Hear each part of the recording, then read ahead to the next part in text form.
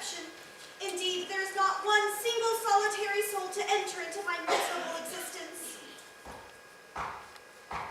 Oh, except Bruno. Truly, were it not for Bruno's daily visits, my solitude would surely lead to madness. His reassuring voice beckons me along roads of hope and happiness. Oh, hark! Even now he calls. Oh, dear friend, the hours between your visits are unbearable. Is there anything I can do for you today? Oh, he is weak with hunger. Would you like to share my meager fare of flapjacks again?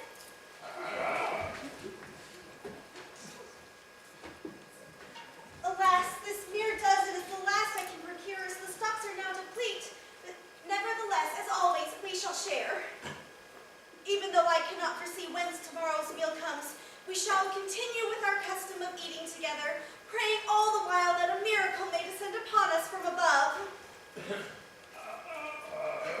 Oh, Bruno, you are a good and trusty friend, but how I do wish you could speak the king's English. Oh, if only there were anyone who could talk back to me. But reluctantly, I submit myself to the cruel design of fate. There is not one single solitary soul for miles to enter into my miserable existence. Nellie, girl, open the door, child. I can't seem to get my keys out. 'Tis my father. He must not see us together. He would never understand. Fly, quickly. Oh, coming, father. Oh, father, you're home. Thunder and tundra, it's so cold out there, I had put antifreeze in my canteen. Oh, I've seen some angry northers in my day, but this. Oh, father, you are frostbit.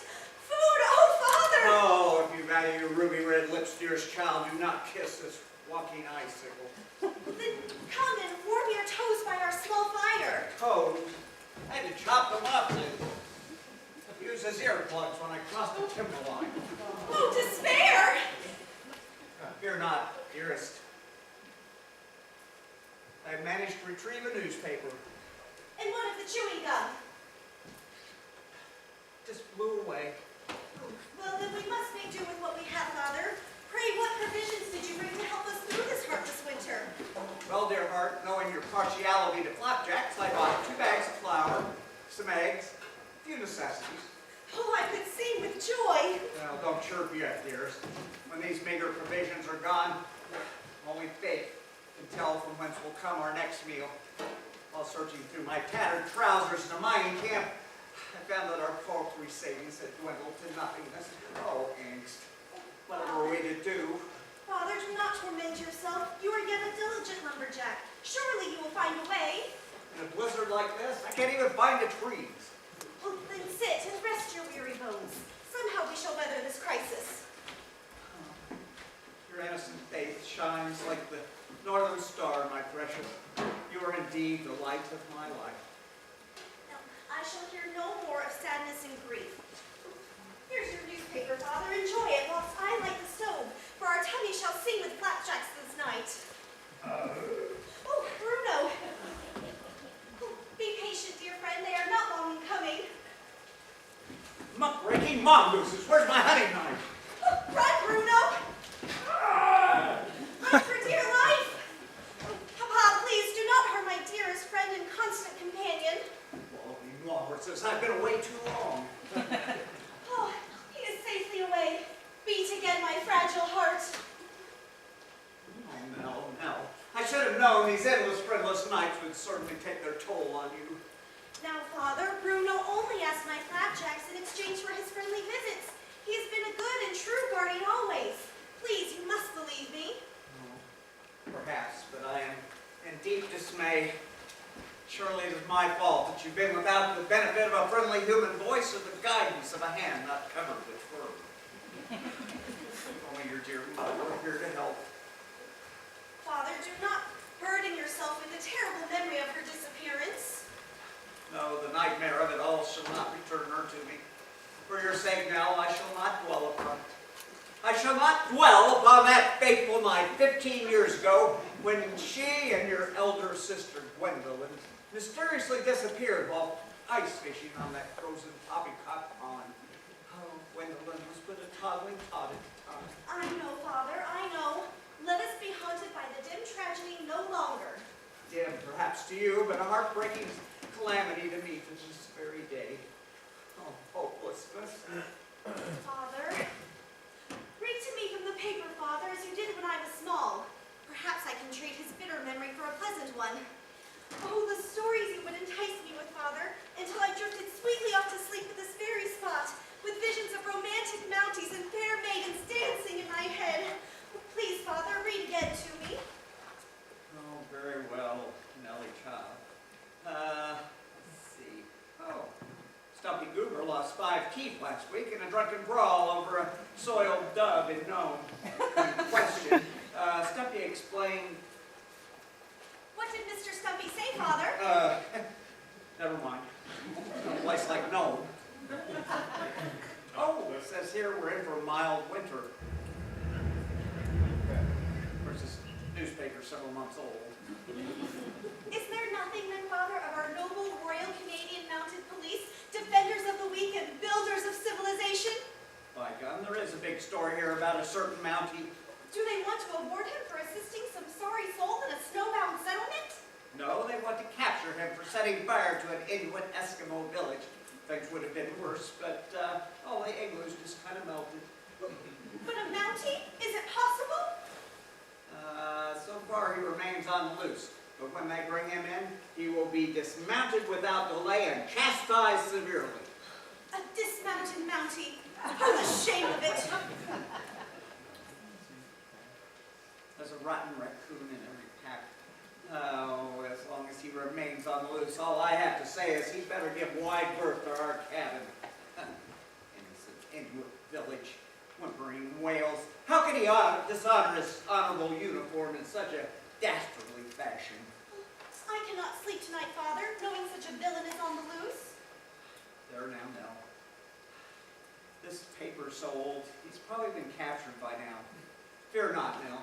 For on a ferocious night such as this, there can't possibly be one single solitary soul within miles of this place.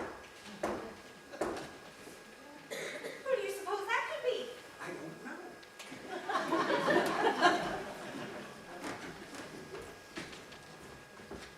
Who's there? Welcome, stranger. What can a poor lumberjack and his lovely daughter do for you? Who could this frozen wayfarer of the wild north be? I don't know, but let us guide him to our fire whence he might be returned to his normal figure. I wonder what could bring such a handsome young gentleman this far from civilization. Surely this noble man is not one of the many wandering rogues and ruffians who've been known to frequent this forgotten territory, fleeing from the hands of justice. I can see his pure heart in his eyes. They look blazed to me.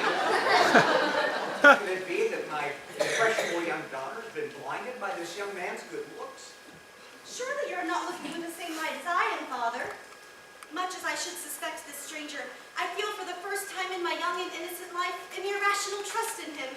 This man can harm no one. Oh, Father, look, there's a name on his carrying bag. What does it say? Upright, Roger B. What was that name? Roger B. Upright. Where's that periodical? Blue eyes, red cheeks, lantern jaw, shaved head, bedridden baby beavers. This is a bounder that burned that village. A village. Yes, Father, tell me. I cannot break her poor heart. Oh, nothing. Something in the paper, let me see. Oh, I think this fire needs more fuel if it's to thaw or a frozen gas. Oh, Father, look, he thaws. There must be something I can do to assist in his recovery. Perhaps, in some miraculous way, the warmth of my tender young heart will defrost the splendid traveler. Every bone in my work-worn body tells me I should toss this turncoat to the territories back out to the woods. I've never seen such a glow in my young daughter's fair cheeks as when she gazes upon him. Decisions, decisions. Can you hear me? Oh, he is almost more handsome than I can bear. This can't break her young heart by telling her the painful truth about this scallywag. Not yet, at least. It's enough that I know. All right. I shall remain ever on guard lest he wind his wiles against her innocence. Anyway, he's better than Bruno by a long shot. Have I died in the blizzard and gone to heaven? Are you the angel of mercy I've dreamt of since childhood? Surely no mere mortal could have been blessed with such breathtaking beauty as you. Can this mean he likes me as well? Pray do not tax your strength, for your lips have taken a terrible chapping. Her lips and her voice are as serene as cool, trickling water.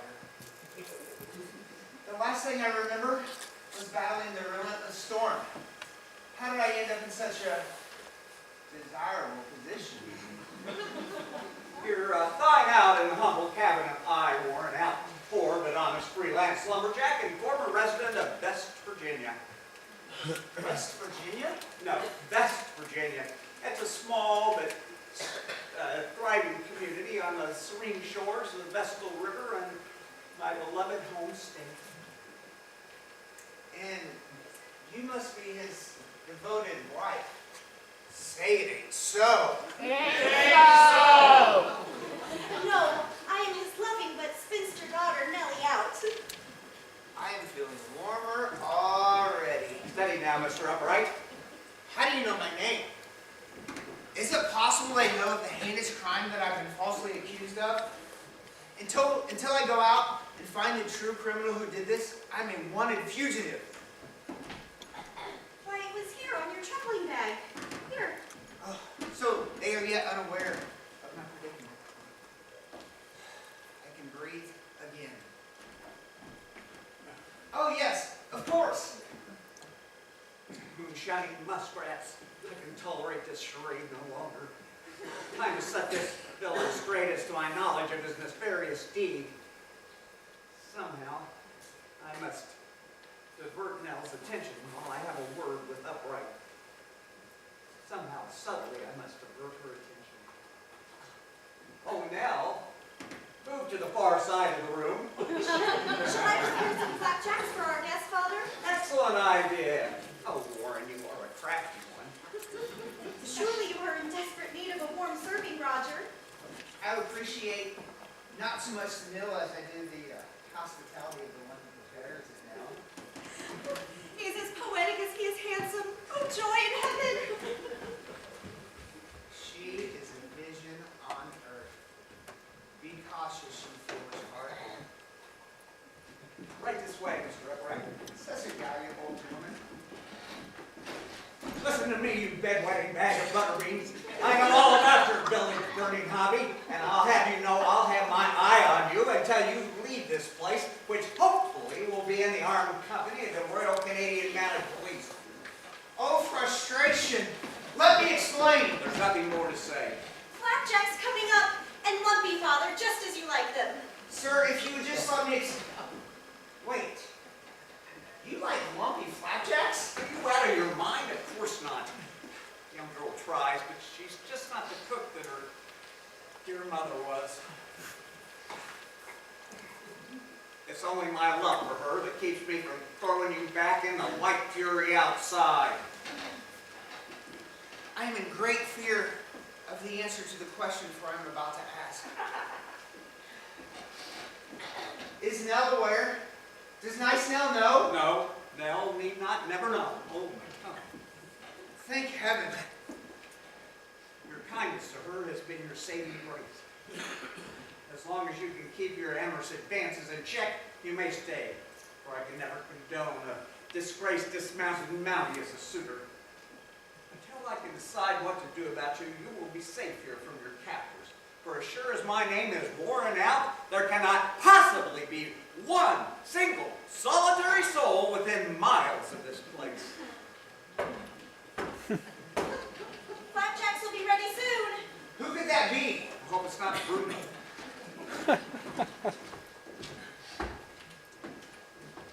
Excuse me, sir. Is this the outhouse? Hey, Oh, relief. May we enter this warm and desirable dwelling, kind sir? Oh, certainly, and we welcome you with open arms. There are no strangers here, only friends we have not met. well, come in if you're coming.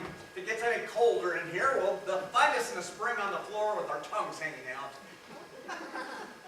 Did you say we? Indeed. For my traveling companion keeps a silent vigil just outside. Hurry up, you blithering idiot! My mustache is freezing off at the tips out here! My master calls. I shall return. Coming, Fangaster! More company. They must be made welcome, Father. I shall prepare some flapjacks for them as well. If they eat enough of them, we will surely have killed them with kindness. It's getting a bit chilly in here, sir. You think I should stoke up a fire? Oh yeah, I'm sure that's the last thing those Inuit villagers heard. Hey, upright, trust you near a fire? I'd rather trust a rabbit to deliver my lettuce. And mind you, I'll have none of your shenanigans around these good people. Remember, I am watching you. If you would just let me explain. Hurry up! Go! Go! Go! Ooh. Oh, just put him in the corner. Ooh. Yes, sir.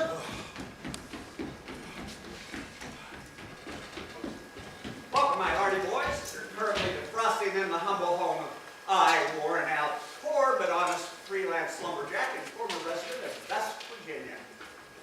Did you say West Virginia? Yes, it's a small but thriving hamlet on the serene shores of the Vestal River in my beloved home state of Virginia. I know it well. I myself hail from East West. You don't say. East West. That's a fashionable upscale suburb of West. Only the wealthiest, prosperous, and the affluent live there. Ah, the majestic vistas of old East West. Always a pleasure to meet a fellow Vestal Virginian. I don't need to tell the old dunderhead. I never even heard of the place until he mentioned it. Allow me to introduce my lovely but spinster daughter, Nell. Oh, Nell, come get acquainted with our honored guest. Truly a rose that proverbially grows in the wilderness. Oh, you are too kind. I know. A fetching filly, I could use her later. Pardon me, it will shortly be yours, good sir. Meanwhile, this is our other newly arrived midnight caller, Mr. Roger B. Upright. At your service, sir. Charms, fitless, I'm sure. Yeah, he looks like a nerd. Now, allow me to introduce myself. I am Fandusta T. Barrowhaltum the Eighth. Oh, shut up! You don't even know me.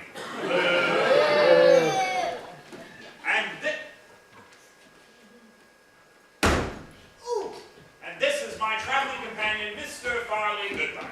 Welcome. Hello, Farley. Seasoned greetings. What a charming little home you have here, filled with warmth and joy. And it is such a comfort knowing that we are safe in the presence of two fine, handsome gentlemen.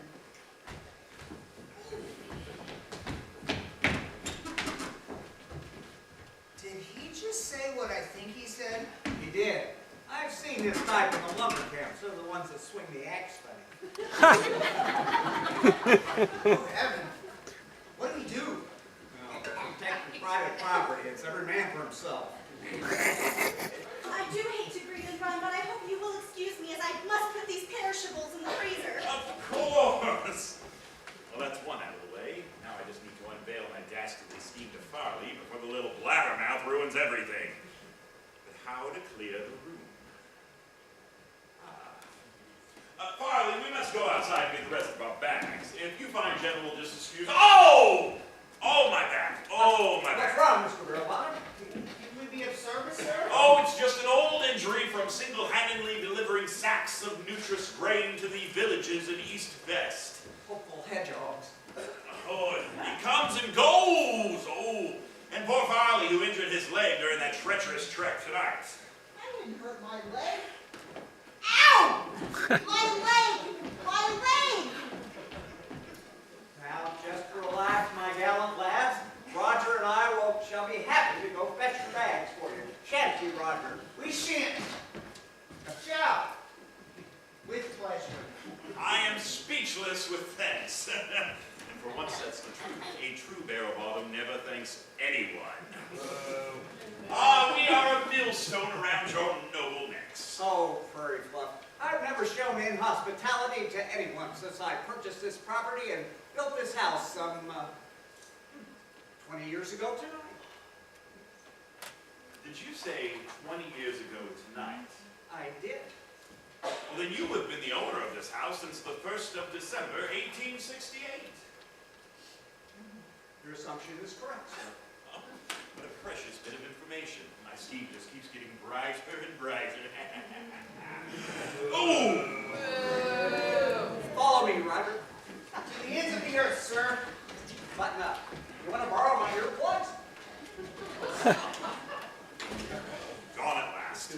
Now look here, you hopeless imbecile. I haven't got much time to explain.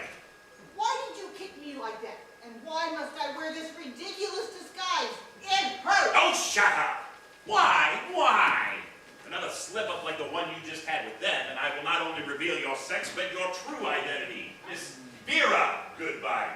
Oh no, not that! Not in this peaceful dwelling! Shall I tell them about your naughty name in Nome?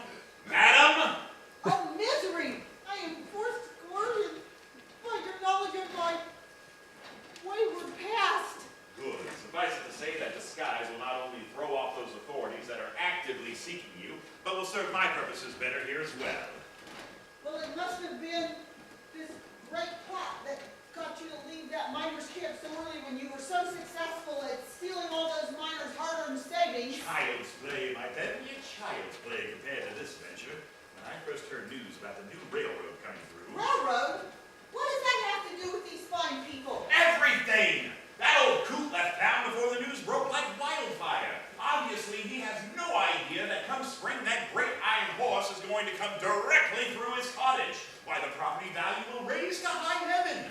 Think of it. While he's piddling at his lumber mill out back, the ground that we stand on becomes rich. Richer than his wildest dreams, and ready for the taking by the first high-class filcher with a swindle in his eye. You will never get away with it. Warren Air has owned this land for 20 years. Ah, mere technicality. I think it's time for the old my land deed predates your land deed by 1 day. You would employ such treachery? Treachery is my middle name. Ah, here it is. I have notarized it perfectly. Ah, my heart of stone pulsates with the anticipation of being in the big bucks again. Mother would be so proud. You scurrilous scum. Oh, shut up. Let's see here.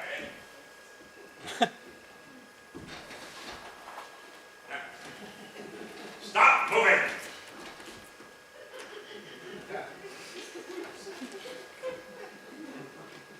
He took over on the 1st of December, so I'm signing this for 1 day earlier. There! Farley, you are looking at the new owner of this wretched hovel as of November 31st, 1868. No, no, 1,000 times no. You will give up this over my dead body. An ominous choice of words, Farley. You will hold your tongue or I will hold it for you.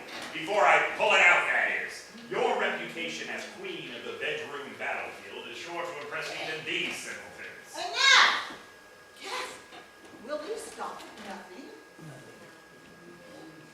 On the other hand, there is more than one way to please you. If Nell were to marry me, Warren would have no choice but to vacate for Nell's sake. Then after a short period to reap the fringe benefits. Glad you got that. I'll take the money and run. I mean, what's one more ex-ID broken and penniless? Nothing worse than her. It's all beginning to fit like a puzzle. You are a worthless, merciless scab. A wolf in any kind of clothing. Why, thank you, Farley. Aha! I thought you said you never thanked anyone. I lied. That'll keep you all on your toes regarding me. Boo! Boo! You must have been a late bloomer. Now what's this? What's a charred remnants of the Tundra Times? Methinks I should glean a bit of knowledge. Still at large after setting fire to that poor Inuit village. Curses! This is the crime I committed after those savages tried to run me out of town. Is it possible they found me out? If you should meet the arsonist, Roger B. Upright, in some dark valley, do not try to apprehend him alone. Just go to the nearest Royal Canadian Mounted Police Station. Oh, this is rich. Well, if it's that big-boned bell boy they want, who am I to stop them? Obviously, there'll be some sizable reward. Oh, but for now, I must continue on with the most disagreeable task of all, being nice to these squatters. Remember, one word from me to them about you, and the wolves shall feast tonight.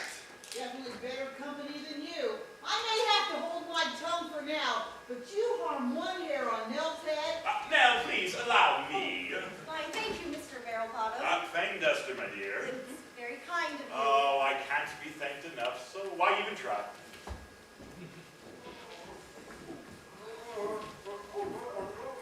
I think he's trying to say something. Oh, his lips are stuck to the metal. Is that true, sir? Oh! Oh, your lips are as soft as cotton. Let me help you. Are you all right, Mr. Owl?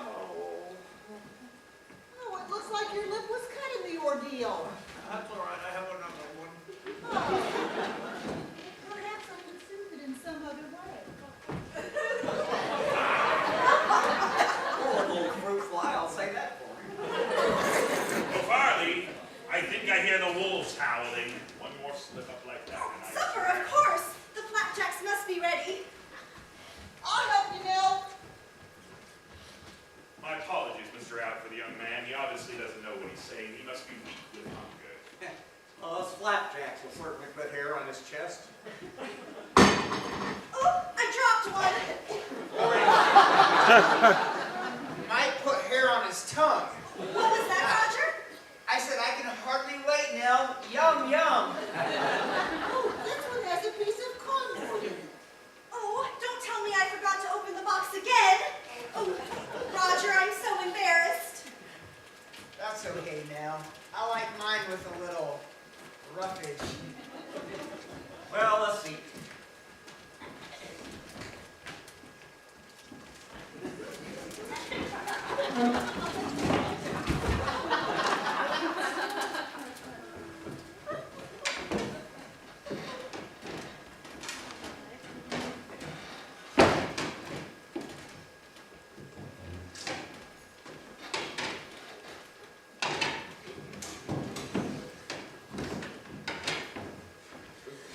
A double portion, Roger. Oh, joy. Do they taste as good as they smell? Probably. Well, dig in, everybody. But Father, we cannot yet. Mr. Barrelbottom, would you be so good as to say grace? All right, Grace. Oh, Grace! Out of the flame and into the fire. Amen. Amen.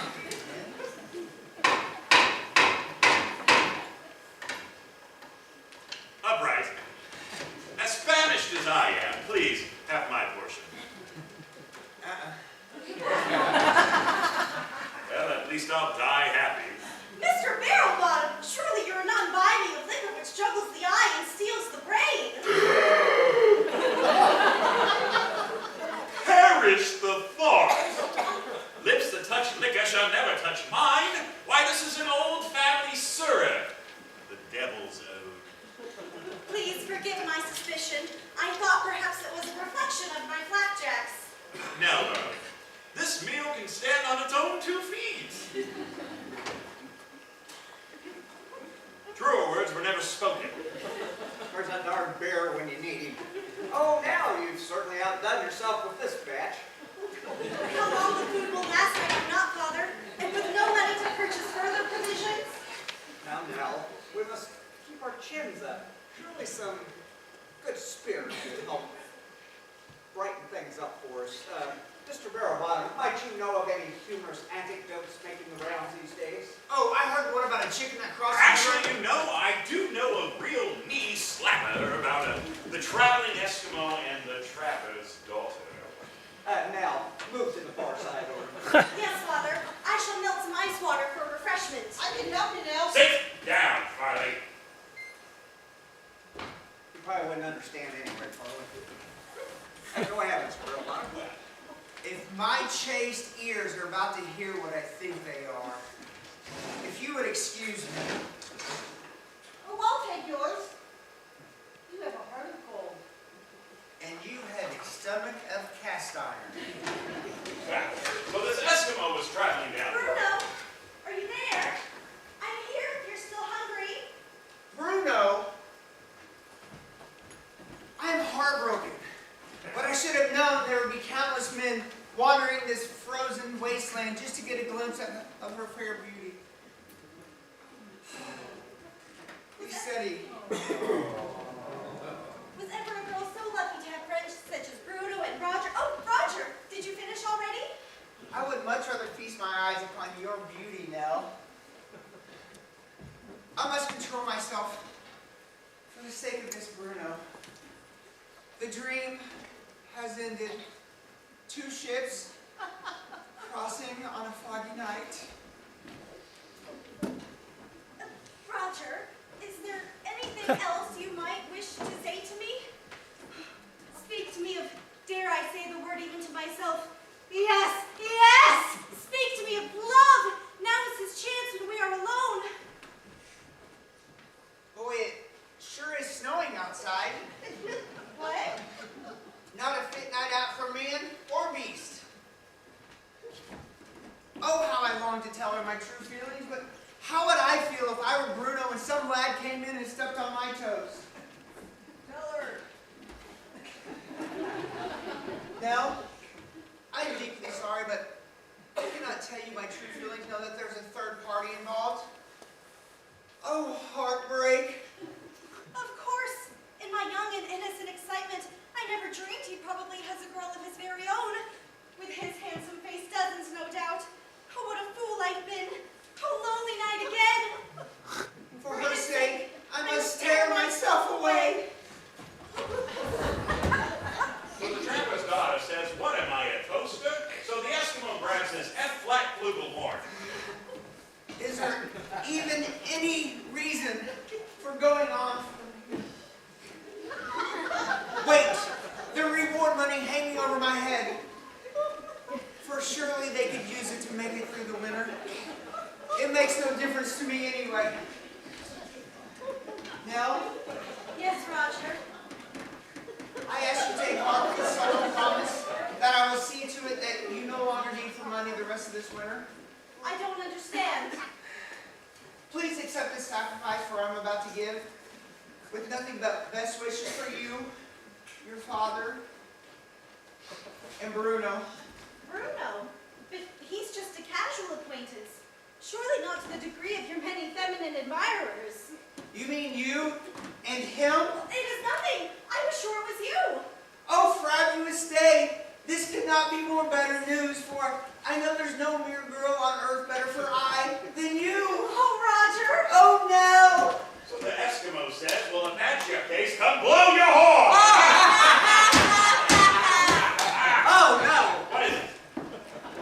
Piper's handled this. Now, Mr. Barrowbottom, it's only fair I tell you we've got a treacherous rat amongst us.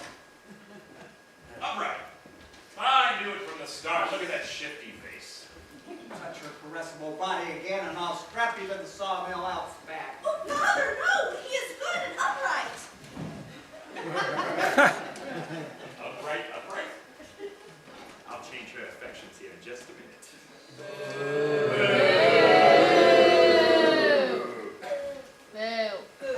Father, please, what wrong could he possibly have done? Still kind of upset. Oh, he made brazen advances towards you, Nell. Why can't you appreciate a cultured gentleman like Mr. Barrowbottom rather than this footloose vagabond? That's not all he's been up to. Please, allow me to quote from the Tundra Times, in which case it's... Oh, look, your Abby has some new tips on unicorn. Thank you for not exposing me, sir. If you like, I'll sleep outside. We would never wake up. That's okay. I've done worse. You'll sleep in here tonight, upright, on this side of the room. I think a good night's sleep would do us all some good. And after all those flapjacks, we all need to lay down. Okay, men on the right,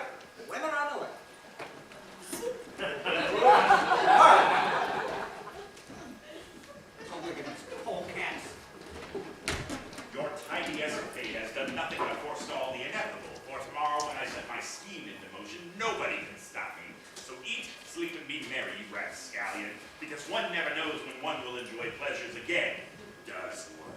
Unhand me, you cur. Your sleep is stifling. Oh, Mr. Al, I think I'm gonna sleep on your side tonight.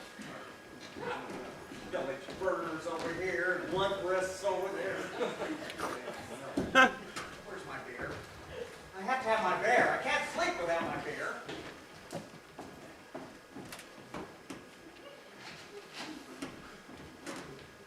Mr. Barrowbottom, it's certainly comforting to know I have a comrade that come to my aid when I need it.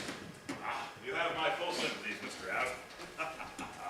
Sleep well, Barrowbottom, for tomorrow the rug will be pulled out from under him so quickly, he'll think the roof has caved in. Oh, shut up, I still have a lie. Oh, Fang Duster, you cunning genius. Now, we're trying to sleep.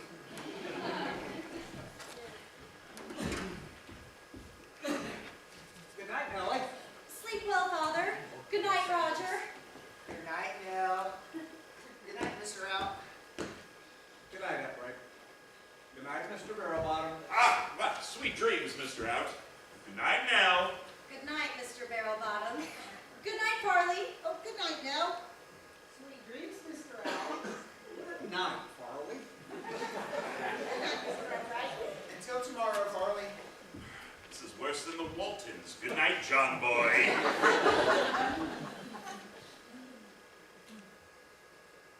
Sweet dreams, Fanduster. Said your prayers. As a matter of fact, I have. I even said one for you, you miserable twerp. Good night, Bruno.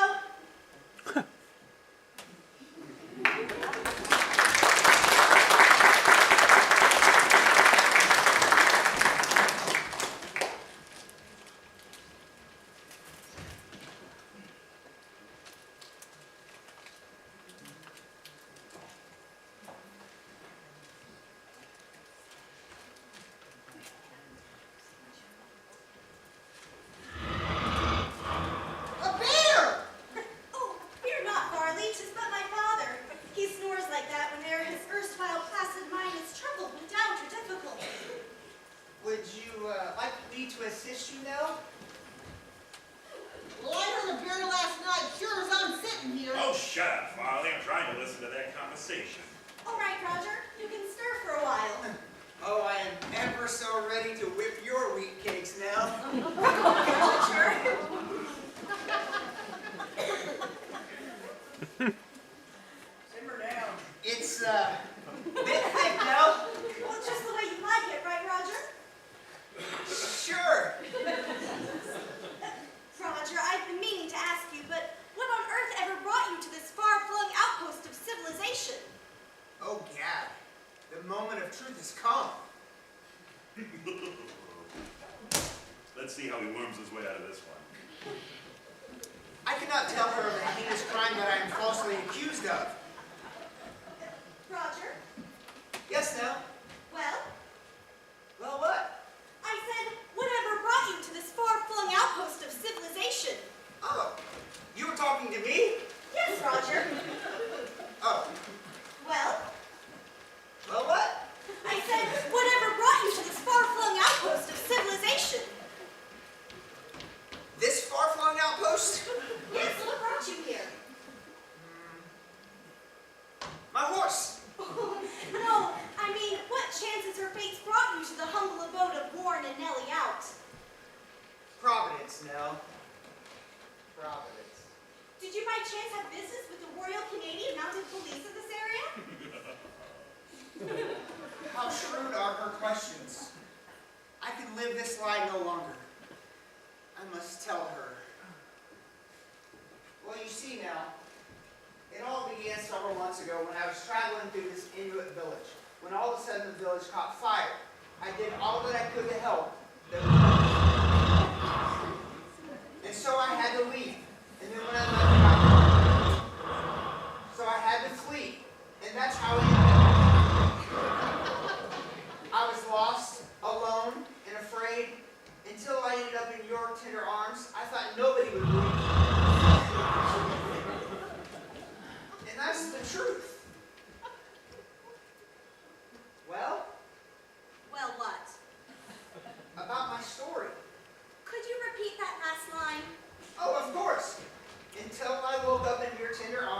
didn't think anybody would be able to believe it. And that's the truth. Can you believe me? I believe every word I've heard, Roger. Oh, this can't be true, for I didn't think anybody would believe this. His timing is impeccable. Wake up, you old codger! You're gonna sleep the second act away. What, is it noon already? No, but it'll be curtains if Upright continues what he's doing. What, is he by the fireplace? You Canadian caribou! Oh, Father, I'm awake. Mr. I'd like to inform you that Nell and I, or that is, Nell and me, I'll have no more of your lecherous garble. Make yourself scarce, sir. That's telling him, Warren. To make yourself useful, go out and get some more firewood. Give it to him good, comrade. Give it to him good. Oh, Mr. Barrel, really ought to go with him and make sure he doesn't like that wood too soon. Wood. Go with him. Work. Oh! Flapjacks are nearly ready, everyone. Well, Upright, what are we waiting for? The ice to freeze? Come on. There's wood to be dug. you don't dig wood. You're not kidding, I don't.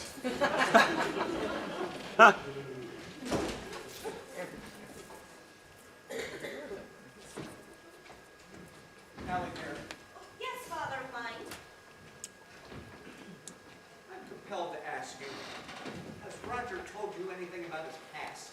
He has told me all, Father. He has? He told you about the whole Inuit Indian village affair? Oh, certainly. He told me of how he was returning home with the village in his tender arms when suddenly the news reached him that he was alone. That's what he told you? Cad. How he manipulates my young daughter's trusting heart.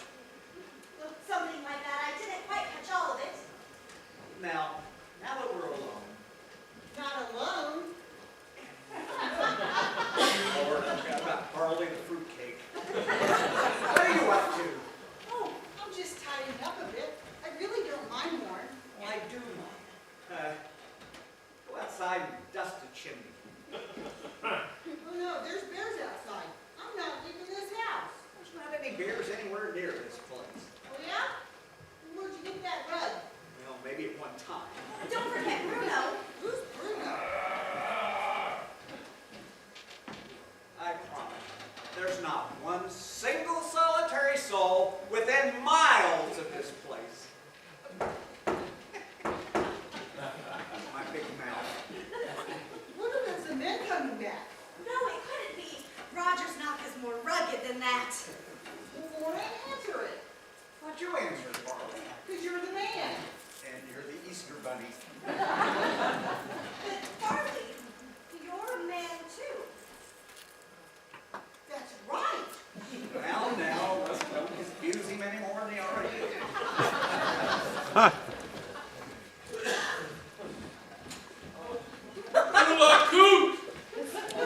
Muckwax is an Indian chieftain. Go ahead, go cook yourself, chief. Chief Ching Kachnakook, hope he's not frightened young woman. Oh, that there's a man, chief, but I can understand your confusion. Now, get the smelling salts. Oh, I used them as a flavoring on last night's flapjacks. I always carry smelling rock. You do? It helps me sniff. Smelling rock? Yeah, it's second best known reviving a fainted person. Oh, what's the best? Those flapjacks you fixed here. Sadly, Chief must sniff, as I am blind. Blind? Oh, let me help you to a chair, chief. I sit squarely upon what nature provides.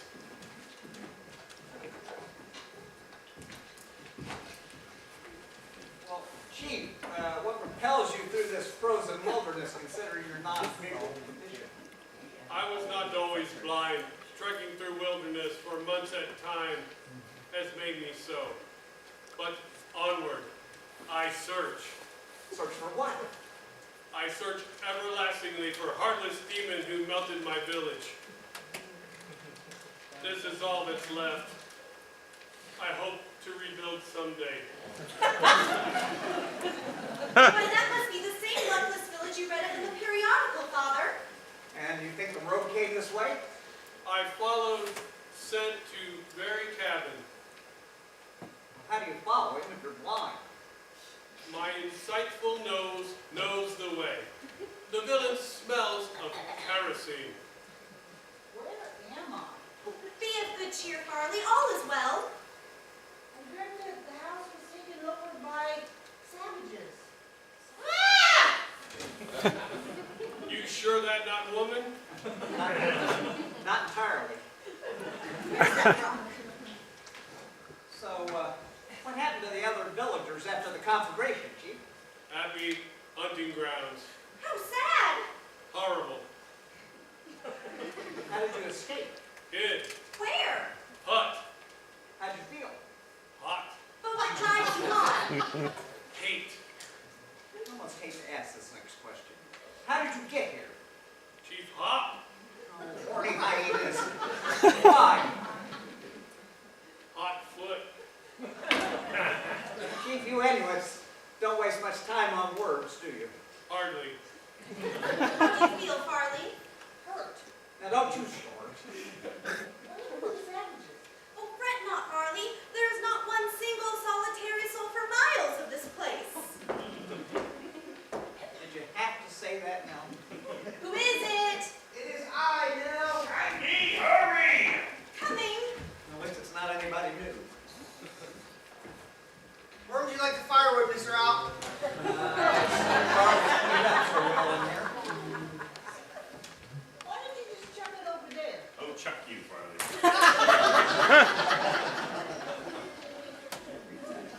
Ah!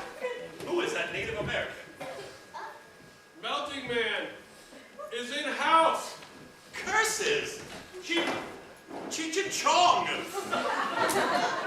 If he notices me, I'm doomed. All right. I can't believe I'm doing this. Wicked as you are, you've done no harm to me and mine. You need to get out of here and get out now, and don't come back till I get rid of that Inuit. He's got revenge on his mind. Mr. Barrowbottom, I perceive that you are troubled in the way that Chief Patchnook stares, but you must forgive him, you see. He has been snow-blinded. Blinded, you say? Does he also have a cold? Oh, no. He sniffs ever for the monster that melted his poor village. He claims the culprit smells of kerosene. Alas, all is lost! Alas.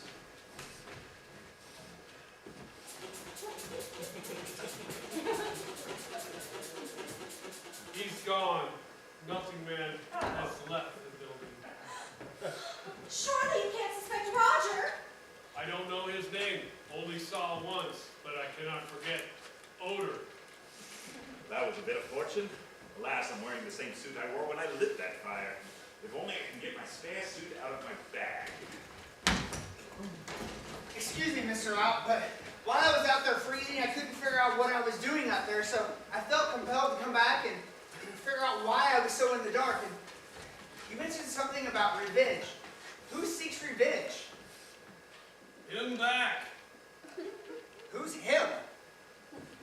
It's your ticket to the gallows if you linger longer. Oh, Roger, didn't I explain? Nell needs 4 Alsatian polar bear hairs for a new recipe she's trying out. But I do? there are no Alsatian polar bears around here. Well, maybe not in the immediate area, but a long way away from here. Still, they might make a good flapjack flavoring. Roger, better bring 6, 1 for each of us. Anything for you, Nell. Well, you better get going. Those polar bear hairs are getting cold. You think maybe I should get more than 6? We may want seconds. No, 6 will be plenty. You can have mine. Such a noble gentleman you are, sir. Oh, this is great. They think he did it. I have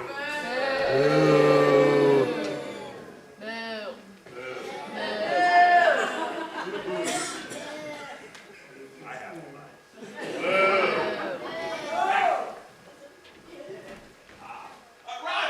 Roger, before you leave, I just wanted to let you know. Oh, Roger, I am so sorry. That's okay, Mr. Barrowbottom. assure you, I'm not. Roger, you've soiled yourself. I wouldn't say so, but really it's okay. But certainly you can't go out searching for Alsatian polar bear hairs in that outfit. You'll catch your death of cold. I thought they'd see it that way. Well, thereupon, shall we be noble? You know, Roger can wear my suit. I have a spare suit here in my bag that I can put on. Can I, sir? For you see, I have no other change of clothes other than my mounting uniform. And I don't dare put that on until I have my name cleared of this crime on the false accusation. It is very kind of you, Mr. Barrelbottom. I'm a bang duster. Bang duster. Ah, nonsense. It's the least I can do. Boo. Try to be a good Samaritan. But, Mr. Barrelbottom, why can't Roger just wear the spare suit of clothes in your bag? Nonsense. This one is much too large for him. Now, if the little lady will please just turn her back. Barley!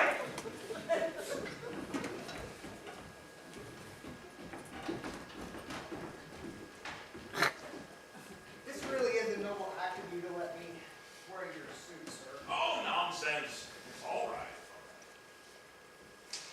We are also very fortunate you had this extra suit. I know.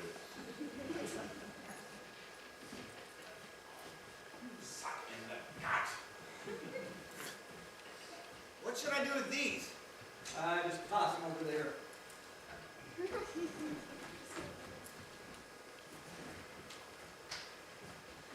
It's a bit drafty in here, wouldn't you say?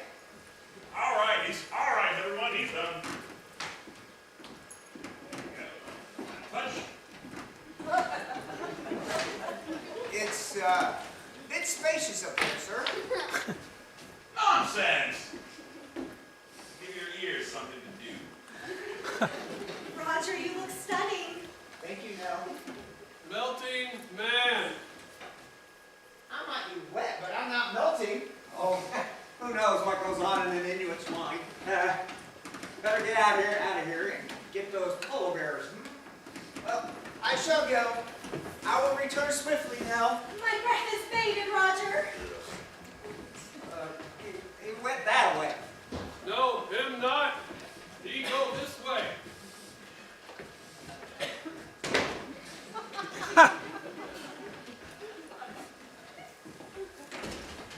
Father, you don't think that Chief Catchton Cook really believes Roger melted his poor village, do you?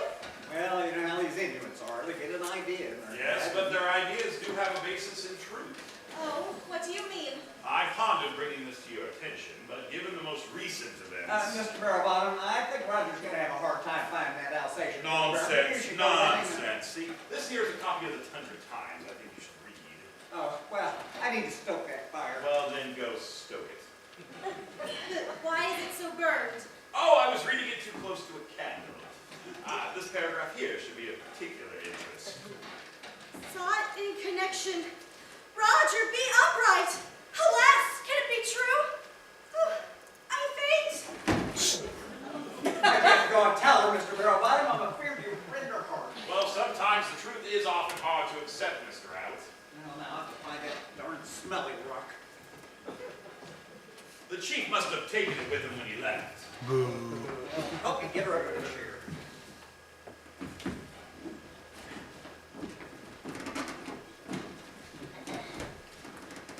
I'll have to go out and find another one. Most assuredly.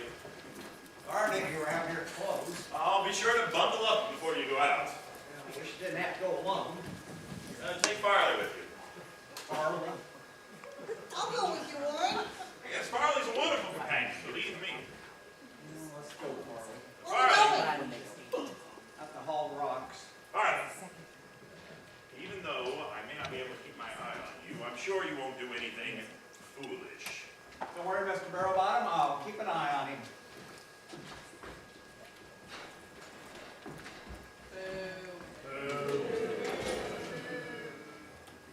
I haven't even said anything. Get off the stage. We know it's you. Now not yet. My scheme ripens even as I speak. Upright will soon be nabbed by that savage. I'll no longer need to tote around that idiot's body as my vassal. I'll be able to wrestle this cabin away from Warren. Ah, Nell, that flaxen-haired beauty will be mine at last. Not to mention the money that'll be rolling in when the new railroad gets here. And the best part about this is, you all know what's coming, don't you? Yeah. No. We're not doing booze just yet.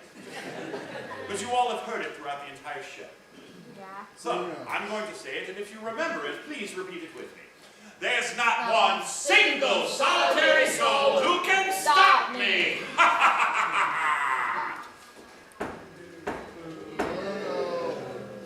Who could that be?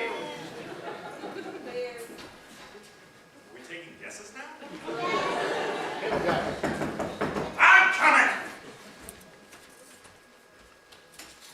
Father? No! I'm home! I finally managed to escape from... Ah! Yay! Fanduster T-Marijuana! Yes. You look familiar. Have I threatened you before?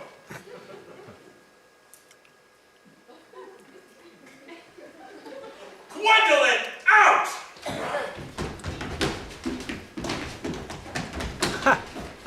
Ooh, cold.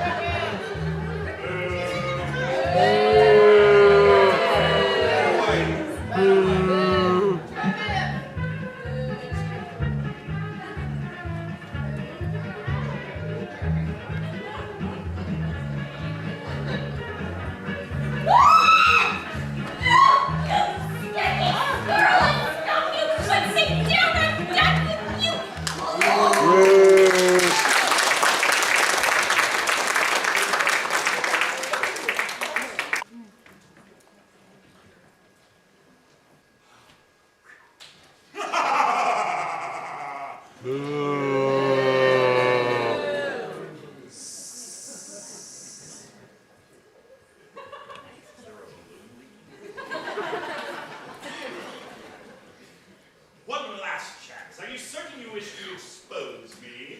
Yes, you mad cur. Your mere idle threats cannot find my tongue. Idle threats? We'll discuss idle threats later, my pet. For now, let's see how you feel about 10,000 revolutions a minute!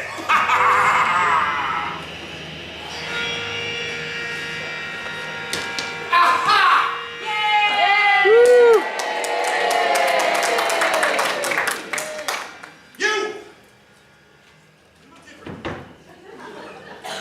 No matter. How dare you, a disgraced Mountie, wear your noble uniform? I've come to the realization that may have changed my status. For you see, Chief Chingachar Charlie was following me because he thought I was. However, he was not following me, but rather the scent of the clothes that I was wearing. The clothes that belong to you. Which means you burnt down that innocent village. Figured that out all on your own, did you? You should be a teacher. Boo! And no, I will not banter with the villainous vandals such as you. Although I do not know this fur lash you have tied up, it is against my Mountie code to allow this nefarious deed to continue. Stand aside. Never!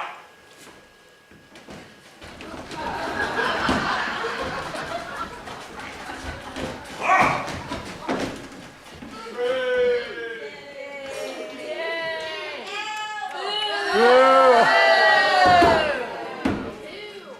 Never leave home without one.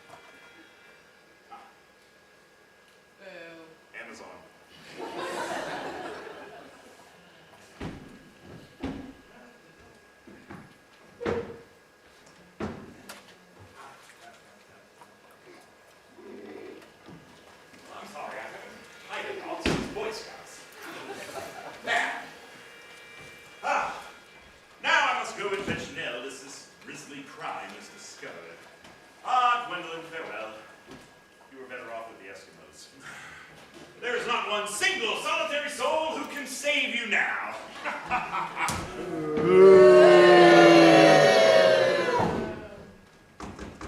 Hello? Is anybody there? It's quite the racket in there. May I come in? Oh, hurry! Enter quickly! Hurry! Goodness gracious me!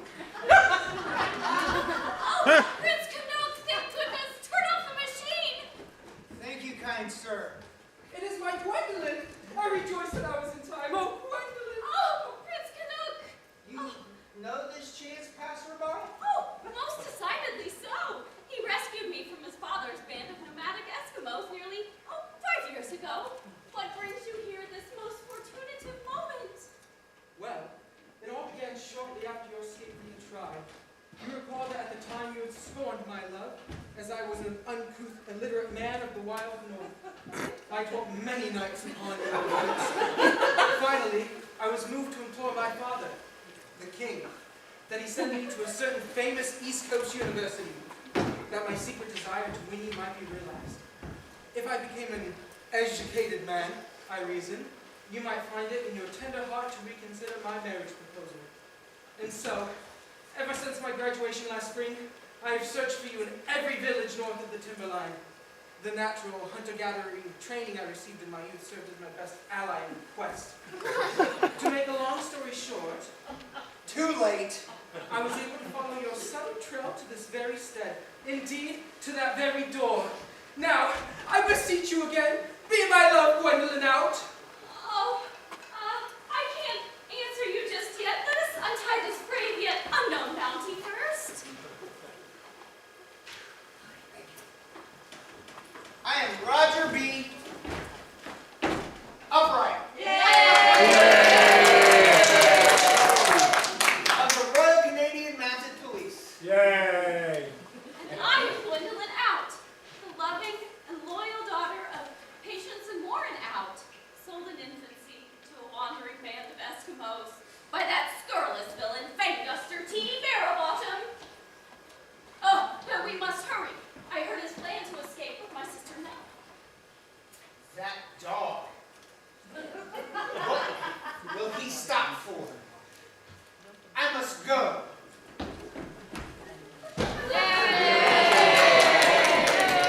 Come, Prince. Gwendolyn, Let us not be wait. sluggish. I need one word from your breathless throat. One wee affirmation, and I will gladly accept whatever portentous fate awaits me at the hand of this vain-dusted chap. Oh, Gwen, only my suave college refinement, modern naturality, as my primitive upbringing would dictate. Speak the word I have longed for, labor to hear. Oh, charming Prince. Should we forego this ongoing calamity safely? I will be yours, now and forever.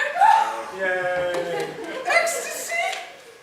Point me to this ruffian who would stand in our way, for with the sureness of the morning, he shall know this day the vengeance of Prince Canuck!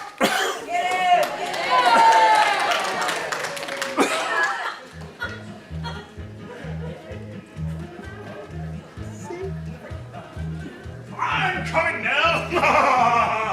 Boo! Where's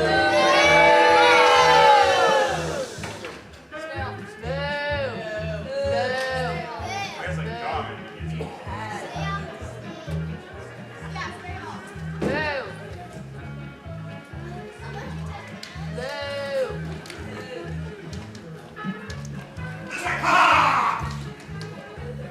Nell! Where is my Nell? Can somebody please help me find my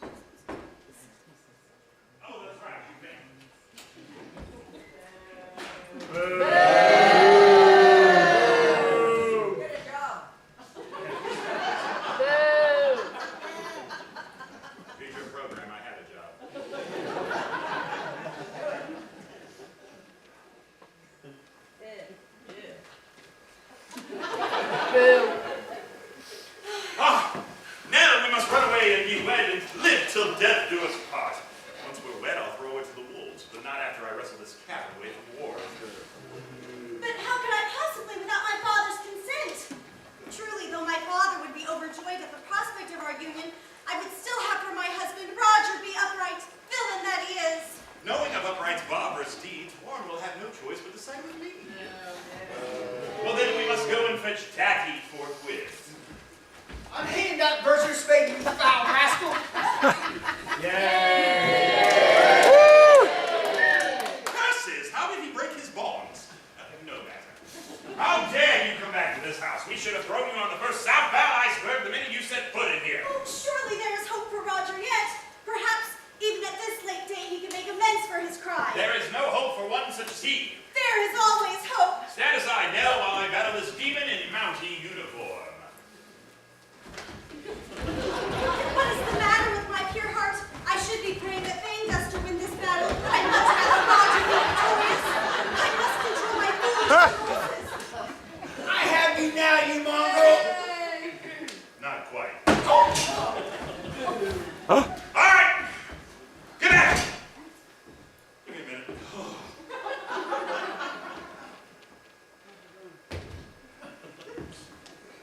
There. Where's my assistant? Ah, curses, I sent Farley out. Nell, you must hold this man at bay while I go and get some rope. She calls him by his first name? How could it have come to this? Oh, agony! If he moves, you must shoot him like an animal. But I would never shoot an animal. Cut! Curses, I knew I shouldn't have left them alone. Nell, I completely forgot about the cold in my feeble body. Oh, speak no more. I shall go and fetch some rope for you. But you mustn't. Oh, surely you don't think I could be so selfish as to stay warm inside here while you were out there freezing and alone. Well, then you must hurry back. I will be in the clutches of this snipe all while you're gone. Fret not, I return swiftly. There should be some rope in the sawmill. No! Not the sawmill. It's much too long of a trek, and time is of the essence. Try the shed out back. My feet are winged.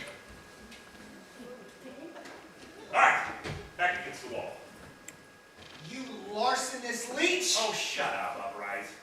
Now let's see here. Oh, no! It couldn't have been helped. The dog attacked me. The gun went off. It couldn't have been helped. You'll never get away with this. Why shouldn't I get away with this? There's not one single solitary soul within miles to stop me. Curses! Could Nell be back already? No, Nell wouldn't have knocked. Maybe it's that idiot anyway.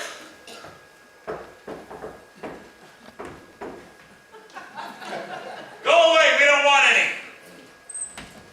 You! Gwendolyn! How did you? No matter, I can deal with the two of you. What can you deal with this?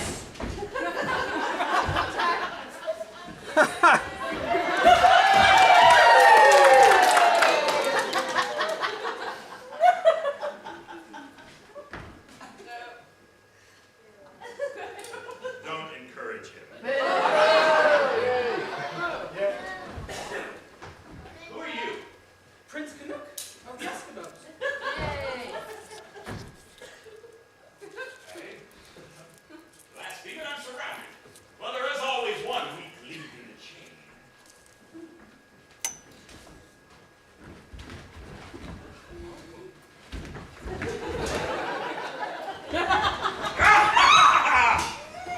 Get over there! Back away lest I shoot the girl. I triumph once again. What are you doing? No! Thank heavens you're back. It appears the swine hired accomplices. They tried to best me. Oh, you poor dear, with no one here to assist you. Ah, but using my knowledge and wit, I was able to hold them at bay. Father, come quick. Mr. Barrelbottom needs assistance. Coming, child. I just got to knock the snow off my boots. Kettlewall and Cougars, you've got your hands full, Mr. Barrelbottom. Oh, my dear father, if he only knew. My sweet sister Nell, so near, yet so far away. Oh, futility.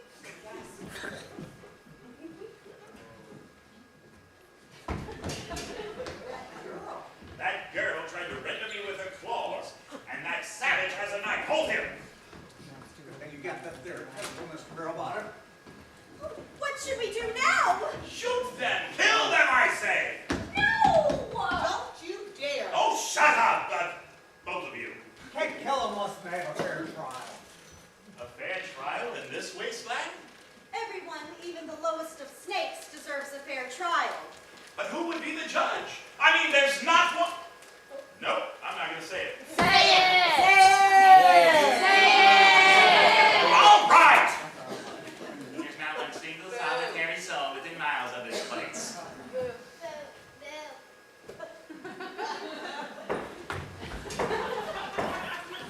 Perhaps that's Justice Dunn, wandering judge of the Northern Territories. Yay!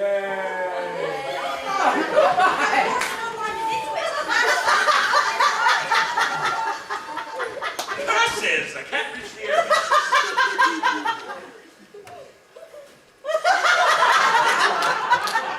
I followed trail of melting man to sawmill, but set got cold.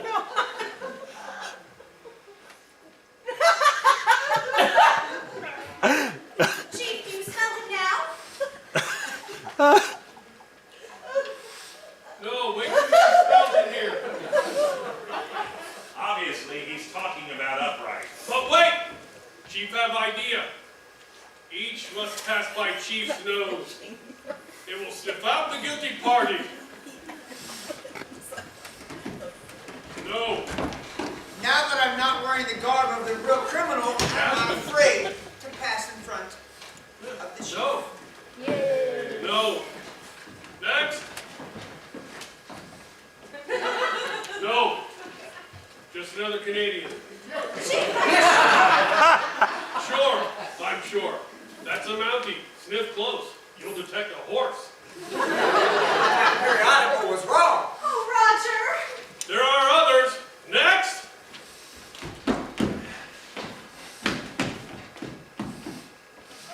No.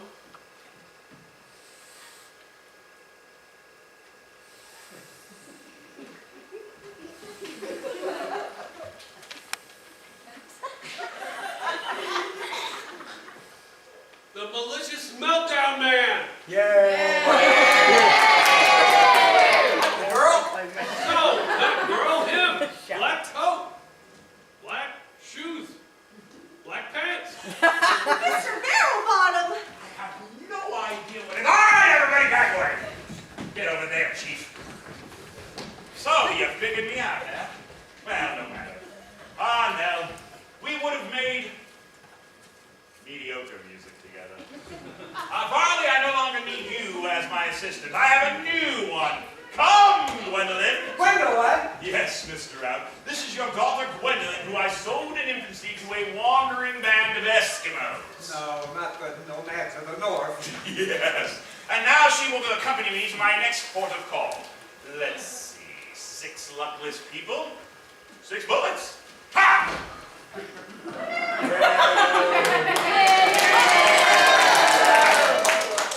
I was only joking. All right, back up, everybody. You rattle-trapping snake thief. Not one more step out. Oh, no! Stop a scorpion. I warned you out. Curses!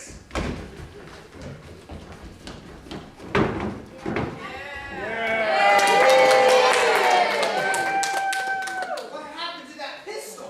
Oh, fear not, Roger. Bruno deftly lifted it out of sight at the most opportune moment. Perhaps he thought it was a flapjack. Bruno! Cheeky chipmunks.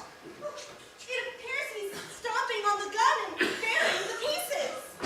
I think he's smarter than the average bear. That guy, Grizzly, saved us all. Oh, indubitably. The poor dear must have been frightened away.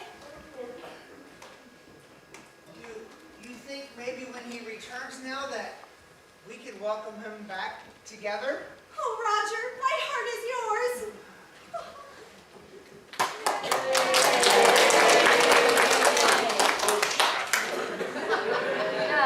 Whatever should we do with him now? Ah, were not now a civilized person, the revenge I would eat.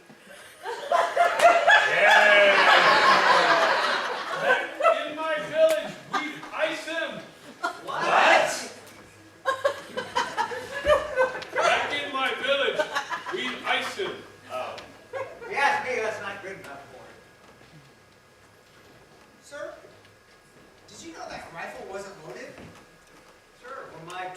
daughter started waddling around, I had to stop. Oh, Father, here's one waddling babe returned with a foal. Oh, Gwendolyn, my little lumberjack. Oh, I thought I'd never see you again after that fateful day 15 years ago. Oh, I was been swept away with Mother. She had to be stopped with a blow to the head to stop from struggling. I searched for you and your mother for weeks, but to no avail. What did you do with my wife, you lizard? You think I'd tell you? Never. Maybe you're no good assistant with Tony. Oh, yes, please. Question Farley. Question him until you're blue in the face. Farley won't tell you anything. Anything. Oh, yes, I will. Perhaps Farley forgets the dangerous secret I hold over him. No, I don't. But I'm not afraid anymore. Please, young man, can you tell me what he did with my wife, Patience? Well, first off, I'm not a young man. Well, how old are you?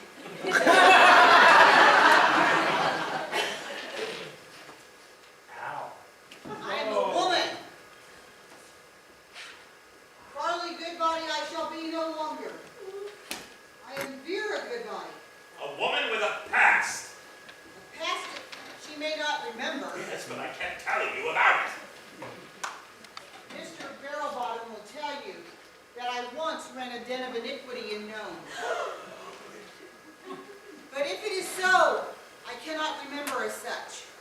For Mr. Barrelbottom took me into his service many years ago, and he coerced me into participating in numerous heinous schemes. And he vowed that he would reveal me if I did not submit to what he wanted me to do. But once I came into this home, I felt there was love. And I swore that I would never go away with the man that blackmailed me all those many years. Yeah. Please, Mr. Out, I beg of you, let me stay in this house with you and yours. I don't mean to seem cruel, Vera, but I'm just afraid you'd influence my daughters. For I have led a chaste and horrible life. If only I could remember. My earliest recollection is that of ice fishing in the north, with a fair babe by my side. Ice fishing? Just as my mother and I were doing ere we were abducted. Take off your disguise. My eyes fill with tears of hope. Certainly. You said my ears.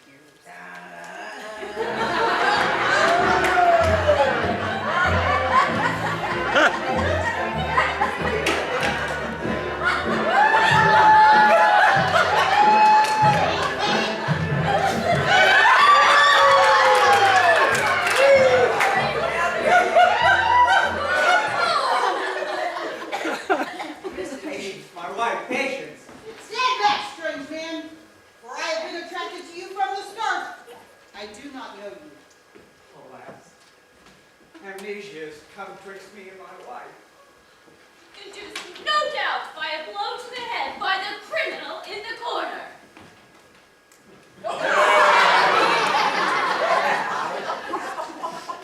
Again. Encore.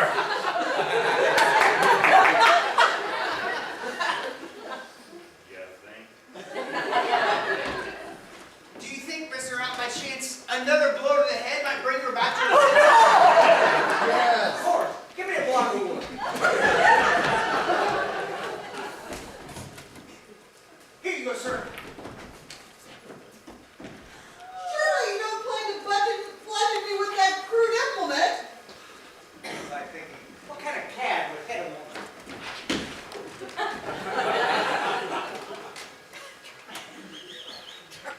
Oh, it's me. Well, all right. But for a price. What price?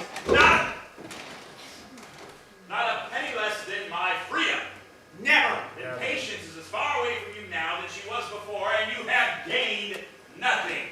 If this manicure weren't so fresh, I'd strike it for you. If only Providence would come to our aid in our time of need. Perhaps some blind quirk of fate would strike us. Blind quirk of fate. Upright.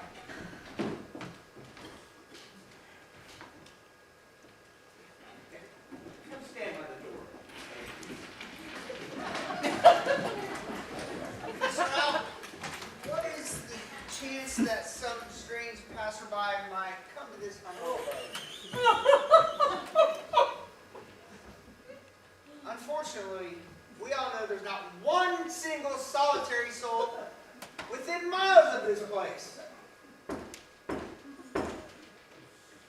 Wait a minute! Come in.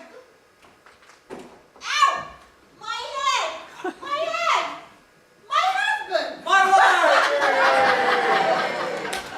My mother! My wife! My husband! Oh, my father. My daughters!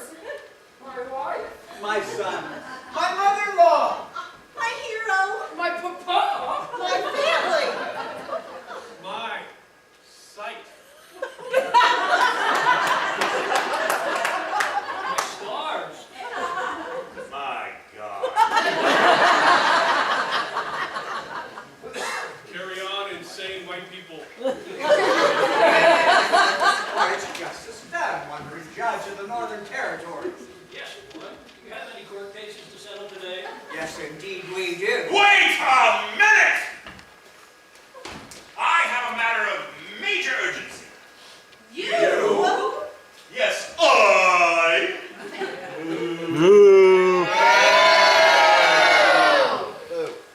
Pay no attention to the, Well, first I must know if you are duly sworn to uphold righteousness and evict evil wherever it lurks. I am. Then I want you to evict these trespassers from my premises. Your preference. Lawrence lived here for a very long time, sir. I've been making regular visits to the outhouse for years. Out of the goodness of my heart, I have allowed them to stay here unaccounted. Wait a minute. I have the deed to this step. Well, fetch it out. I must examine it since there seems to be some dispute. 31st and which is not. There's no You mean to tell me you have kept all your important papers in the gun you had stuffed? Where do you think I stuck it?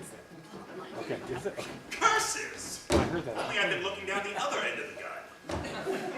No matter, I do have an ace up my sleeve. Patience, the only witness to my own forged deed, after having been hit upon the head, does not remember anything. Bah!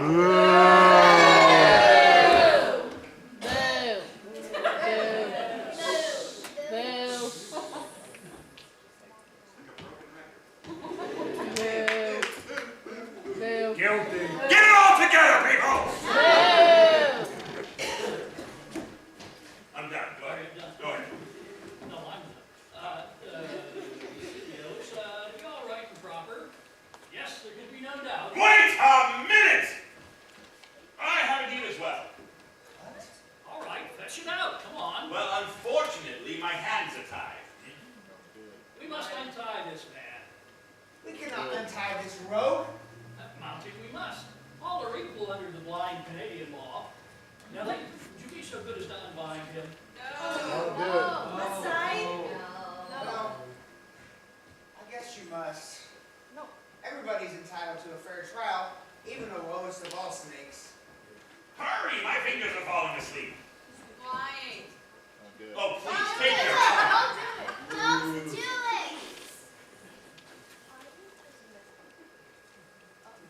You did that just as well as you did flapjacks.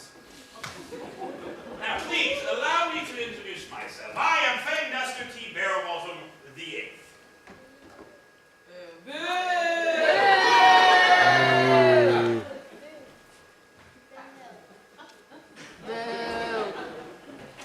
Not Fanguster Treachery Barrowbottom the Eighth, son of the late F.T. Barrowbottom the Seventh, infamous card sharp and known ne'er-do-well. The same, but no matter.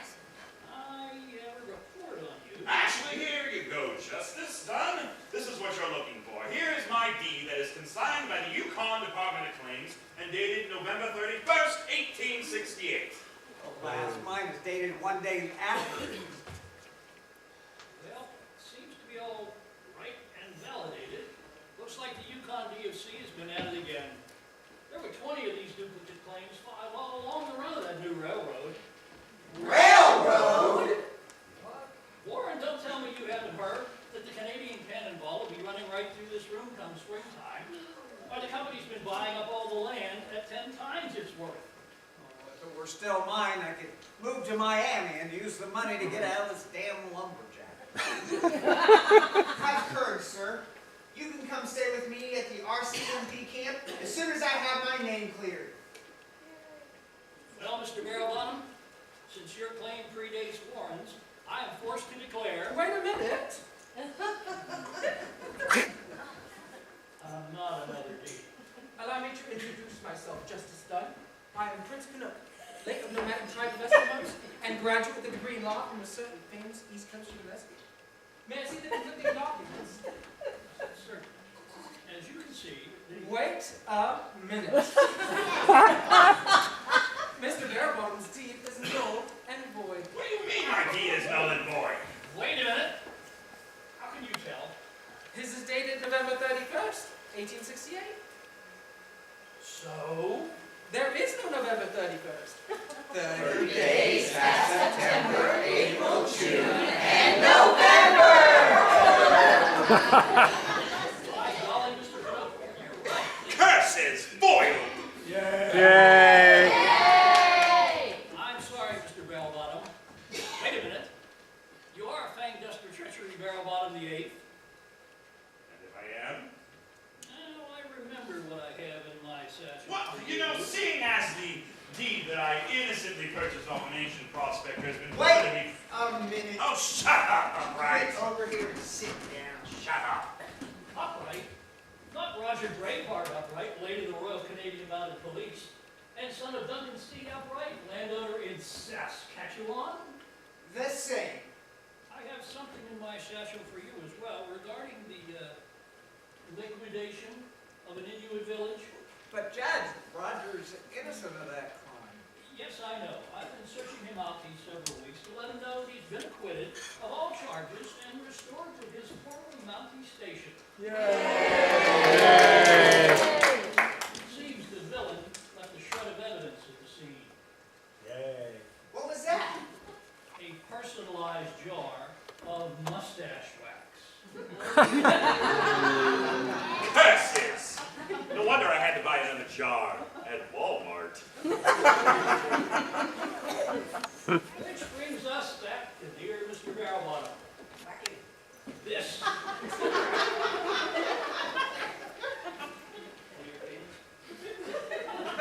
This is a summons for you to appear before me at a date of my choosing for your involvement in various and sundry illegal activities that have run against the grain of this fair territory and its law-abiding citizenry. Beginning with the charge of arson and continuing from there into your more serious offenses. I believe that today would be a good day to start that hearing, don't you? Oh, but first, Justice Dunn, how do you feel about presiding over a wedding? Make that 2 weddings. Make that 3 weddings. We're going to renew our vows. Certainly.